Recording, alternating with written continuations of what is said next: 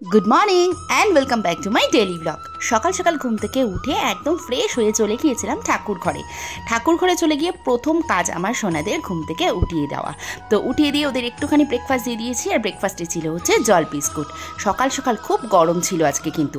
তারপরে এখানে এসে রান্না করে শাশুড়ি মা সমস্ত কিছু রান্না করে রেডি করে রেখেছে, আর আমি একটু টিফিনটা শুভ রেডি করে দিয়েছিলাম।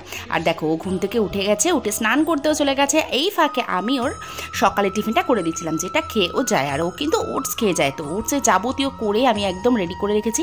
তো ও বেরিয়ে গেছে, আর বেরিয়ে যাওয়ার পরে আমি বাইরের গাছ থেকে ফুল তুলে নিয়েছি, নিজেদের বাড়ির গাছ থেকে ফুল তুলে নিয়ে এসে ঠাকুরের বাসন টাসন ধুয়ে আমি রেখে দিয়েছি। তারপরে এবার সম্পূর্ণ টাইমটা হচ্ছে আমার কাটানোর টাইম।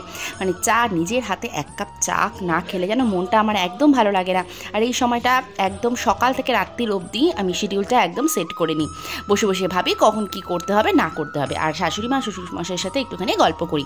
দেন করে নিয়েছিলাম ব্রেকফাস্ট, আর ব্রেকফাস্টে আমিও আজকে একটু দই দিয়ে ওটস দিয়ে কলা দিয়ে খেয়েছিলাম। দেখো, তারপরে খাওয়া দাওয়ার পরে একটু কথা বলছিলাম, তো কথাটা তো বলার গল্প টল্প করছিলাম। তারপরে একদম জামা কাপড় যা যা টুকটাক ছিল সমস্ত কিছু ধুয়ে একদম ছাদে চলে গিয়েছিলাম। আর ছাদে একদম পাড়া দেওয়া যাচ্ছিল না, এত রোদ্দুর, পুরো একদম ছাদ গরম হয়ে গেছে। আর তোমরা জানো যে 2-3 দিন যাবত এত গরম পড়ছে। দেন আমি ঘর ঠর পুছে একদম স্নান সেরে ঢুকে গিয়েছিলাম ঠাকুর ঘরে। আর ঠাকুর ঘরে এই তরতাজা ফুলগুলো দেখতে কী দারুণ লাগছে না। আর দেখো, বাসন টাসন ধুয়ে একদম চকচকে বানিয়ে দিয়েছে আমার শাশুড়ি মা। দেখো, তারপরে হয়ে গেছে আমার এইদিকে পুজো। আমার সোনাদের পুজো করেছি, ঠাকুর ঘরে যা যা ছিল সমস্ত ঠাকুরকে আমার পুজো দেওয়া হয়ে গেছে, সাথে করে বড় মাও। আর আমাদের লাঞ্চে ছিল আজকে কাতলা মাছ আর হচ্ছে ইঁচড় চিংড়ি। তো খাওয়া দাওয়া শেষে একদম রেডি হয়ে গেছি, হালকা পাতলা ড্রেস পরে নিয়েছি, কারণ বাইরে মারাত্মক রোদ। তাই জন্য একটা হালকা ড্রেস পরে সোজা বেরিয়ে গিয়েছি। আর বেরিয়ে উঠে পড়েছি বাসে। সারা বাসে কেউ নেই, শুধুমাত্র 2-3 জন লোক ছাড়া। কারণ এই দুপুরবেলা খুব দরকার না হলে তো মানুষ বেরোয় না।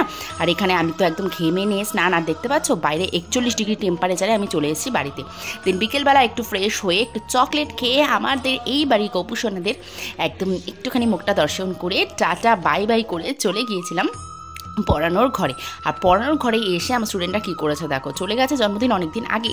তো এইখানে আমার 7-এর ব্যাচরা একটু কেক নিয়ে এসেছিলো, তো পেস্ট্রি অল্প কয়েকটা টাকা উঠেছিল বলে ওরা এটাই এনে আমাকে সারপ্রাইজ দিয়েছে। আমি তো বেজায় খুশি হয়ে গিয়েছিলাম ওদের এত সুন্দর ধারণা দেখে। তারপরে বোন চলে এসেছিলো সন্ধেবেলা, যেহেতু আজকে পরের ব্যাচ ছিল না, সেই জন্য আমি আর বোন চলে গিয়েছিলাম একটু টোটো করে গঙ্গার ধারে এসেই মহাপ্রভুর দর্শন না করলেই নয়। আর সামনে অনেক ছোটো ছোটো গোপুসোনা ছিল, ওদের সাথেও একটুখানি মিট করে নিয়েছিলাম। আমার তো গোপুসোনাকে ভীষণ ভালো লাগে। তারপরে দেখো, গঙ্গার ধারে কিন্তু ভীষণ গরম ছিল। বোন বললো চল কিছু একটা খাবার নিয়ে তারপরে গঙ্গার ধারে বসি। তো আমরা মাছের চপ নিয়ে নিয়েছিলাম, আর এইখানে নিয়ে নিয়েছিলাম হচ্ছে চুরমুর আর জলের বোতল তো মাস্ট, যেহেতু প্রচুর গরম। আর তারপরে বসে পড়েছি আমরা গঙ্গার ধারে একটা জায়গা পেয়ে। অনেকক্ষণ টাইম স্পেন্ড করার পরে বোতলে করে গঙ্গার জল নিয়ে আমরা কিন্তু বাড়ির পথে রওনা দিয়েছি। আর বাড়ির পথে আসার পথে অনেক অন্নপূর্ণা ঠাকুর আমাদের চোখে পড়েছে। সমস্ত ঠাকুরগুলো বিসর্জন যাচ্ছিল, এত দারুণ লাগছিল না ঠাকুরগুলো দেখে। কিন্তু বিসর্জন চলে যাচ্ছে, এই জন্য মনটাও একটু খারাপ ছিল, দেখতে কিন্তু দারুণ লাগছিল। বাড়িতে আসার পথে বোনকে কিনে দিলাম একটা আইসক্রিম, আমার আর আমার মায়ের জন্য নিয়ে নিলাম আইসক্রিম। এবার তো বাড়ি চলে যেতে হবে, কারণ ও চলে যাবে এখন বাড়িতে। সবাইকে টাটা বাই বাই জানালাম। দেখা হচ্ছে অন্য কোনো ভ্লগে। ভিডিওটা ভালো লাগলে অবশ্যই লাইক, কমেন্ট, শেয়ার। বাই।